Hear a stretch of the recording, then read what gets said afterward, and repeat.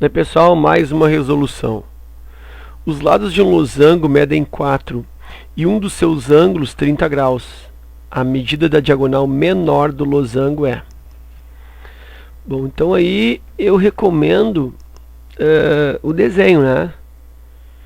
Então, vou fazer o desenho aqui desse losango.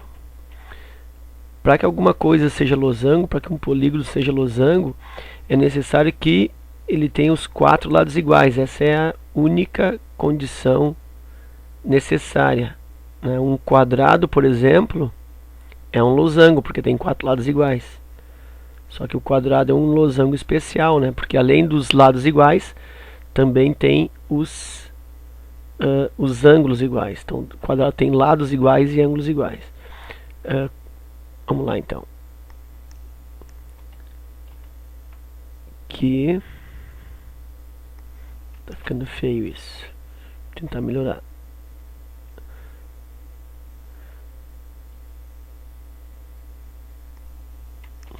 Tá difícil, hein? Aí, acho que agora vai. Mais ou menos, tá? Ficou bem ruinzinho. Então aí eu tenho o losango. Aí os lados são iguais a 4. Então aqui é 4, 4, 4, 4. O que mais ele dá? Que um dos seus ângulos é 30 graus. Então claro que tem que ser o ângulo menor, né?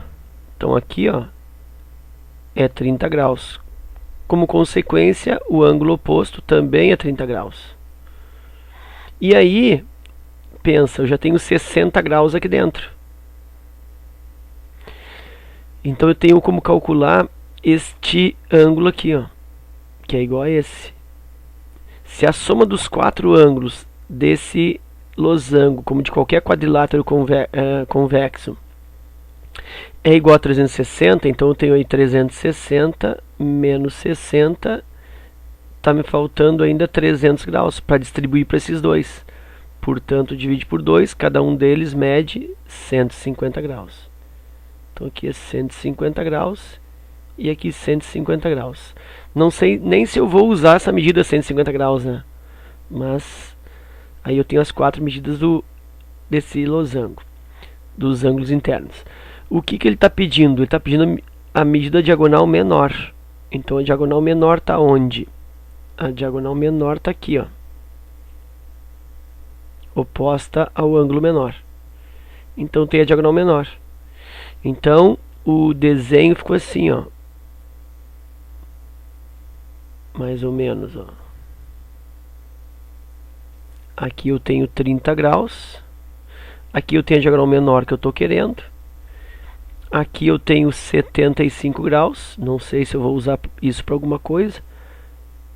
Acho que não. Mas eu tenho esse desenho. E aqui é 4 e aqui é 4. E aí eu preciso desse valor aqui. Essa diagonal. O que eu estou pensando aqui? Eu quero descobrir o valor de um lado oposto a um ângulo conhecido, com os seus dois lados que formam esse ângulo também conhecidos. Isso é o quê? Isso é uma situação típica para lei dos cossenos. Justamente é onde eu aplico a lei dos cossenos. Quando eu quero descobrir um lado oposto a um ângulo conhecido e com os outros dois lados também conhecidos. Então eu conheço o ângulo, os dois lados que formam esse ângulo, e aí eu quero descobrir o lado oposto a esse ângulo conhecido. É uma situação característica, típica para a lei dos cossenos. E o que diz a lei dos cossenos? Bom, eu vou isolar o lado oposto ao ângulo conhecido. No caso, o valor dele eu não conheço, é d. Vou fazer aqui do lado. d ao quadrado. Eu poderia conhecer, né, também. E não conhecer um desses dois 4 aqui. Por exemplo, podia ser também. Mas, de qualquer forma, eu sempre isolo, pela lei dos cossenos, o lado oposto ao ângulo conhecido. Que no caso aqui está sendo 30 para mim. Então eu tenho aí d ao quadrado igual aí o quadrado dos outros dois lados conhecidos, como se fosse um mini Pitágoras, né? 4 ao quadrado e 4 ao quadrado, então como se fosse hipotenusa ao quadrado, cateto ao quadrado mais cateto ao quadrado, como se fosse um começo de Pitágoras, vamos dizer assim. E aí segue aqui, ó, menos 2 vezes o produto desses lados conhecidos, 4 vezes 4, que formam o ângulo conhecido, e vezes o cosseno do ângulo, cosseno de 30. Tá? Então, genericamente, ó, se eu tenho um triângulo, lei dos cossenos, vou abrir um parênteses aqui, ó. Olha só. Aqui eu tenho A, B e C. Azinho, Bzinho, Czinho. Se eu quero descobrir o Azinho, pela lei dos cossenos, ó, Azinho ao quadrado, ó, isolei o lado oposto ao ângulo A.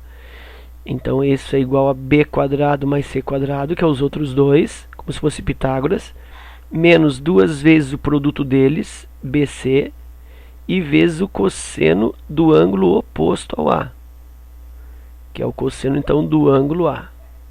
Ok? Se eu quisesse descobrir agora o B, o lado B, B quadrado, esse aqui, ó. Então vai ficar os outros dois lados ao quadrado, A ao quadrado mais C quadrado, menos 2 vezes o produto deles, AC, vezes o cosseno do ângulo oposto ao B, ângulo B. E se eu quisesse calcular o lado C, então isolo ele, C ao quadrado igual ao quadrado dos outros dois, A ao quadrado mais B quadrado, menos 2 vezes o produto deles, AB, vezes o cosseno do ângulo oposto a C, ângulo C. Tá, então isso aí é lei dos cossenos, é isso que eu estou aplicando. Então, Dzinho ao quadrado igual quadrado dos outros dois lados, menos 2 vezes o produto deles, 2 vezes 4 vezes 4, e vezes o cosseno do ângulo oposto ao Dzinho, que é 30 graus. E agora desenvolver isso. D ao quadrado igual 4 ao quadrado 16, mais 4 ao quadrado 16, menos 2 vezes 4, 8 vezes 4, 32, vezes cosseno de 30, eu vou catar lá na tabela, raiz de 3 sobre 2, aí eu tenho que D quadrado é igual a 16 mais 16, já vou botar aqui 32, posso simplificar aqui, ó, 32 com 2, dá 16, então está ficando menos 16 raiz de 3, quase no fim, ó, para isolar esse Dzinho que é o que eu quero,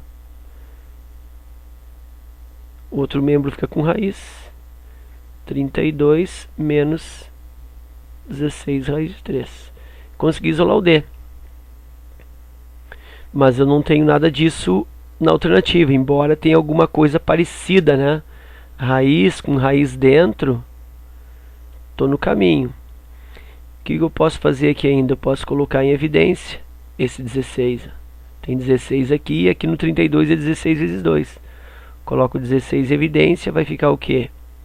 2 menos raiz de 3. Prova real aqui, vamos ver se eu coloquei em evidência direitinho. 16 vezes 2, 32. 16 vezes menos raiz de 3, menos 16 raiz de 3. Está colocado direitinho. E aí o que eu posso fazer ainda? Dzinho igual. Eu posso, como aqui está multiplicando, ó, eu posso tirar essa raiz do 16, que é 4, e jogar fora da raiz. Extrair o fator. 4 que multiplica 2 menos raiz de 3. E aí sim, isso está na letra C. Ok? Então esse é o valor do Dzinho. Então é isso, a aplicação de uma lei dos cossenos. Espero que vocês tenham aproveitado e até a próxima.